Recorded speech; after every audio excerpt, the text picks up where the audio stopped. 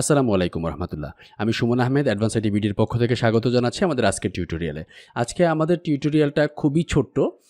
সেটা হচ্ছে অনেক সময় আমরা ই-কমার্স সাইট বিল্ড আপ করতে গিয়ে মেনু অপশনে গিয়ে দেখি যে আমাদের ই-কমার্সের ওয়েবসাইটের মধ্যে আমরা হয়তো প্রোডাক্টের মধ্যে অনেকগুলো ক্যাটাগরি তৈরি করেছি।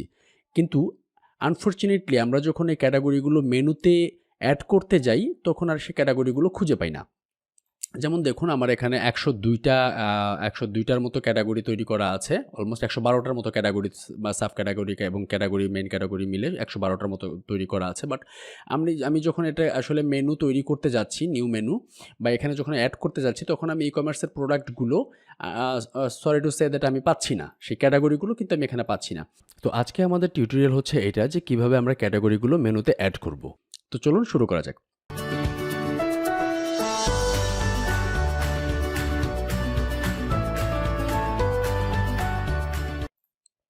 প্রথমত এটা খুবই ইজি এবং খুবই সিম্পলি আপনি এখান থেকে চলে যাবেন হচ্ছে অ্যাপিয়ারেন্স থেকে ফর অ্যান এক্সাম্পল আমি এই মুহূর্তে আছি, আমি একটু ড্যাশবোর্ডে যাই, ড্যাশবোর্ডের একদম হোম পেজে যাই আপনাদের দেখানোর জন্য।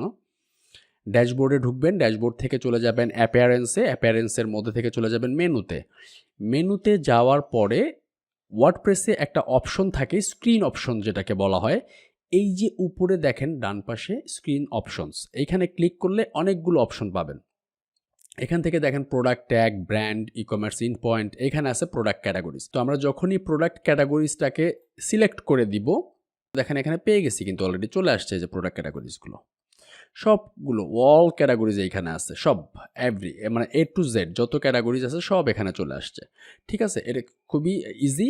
এবং এই স্ক্রিন অপশন থেকে আপনি চাইলে আরও কিছু যেমন landing page, product tag, format, product tag, brand, এগুলো এখানে নিয়ে আসতে পারবেন। আপনি চাইলে যে আমি যদি ব্র্যান্ড থেকে, আমার যদি কোনো ব্র্যান্ড থাকে সে ব্র্যান্ডগুলো কিন্তু এখানে অটোমেটিকলি এখানে চলে আসবে। দেখেন গ্যালাক্সি অনেকগুলো ব্র্যান্ড তৈরি করা আছে, সে ব্র্যান্ডগুলোও চলে আসছে।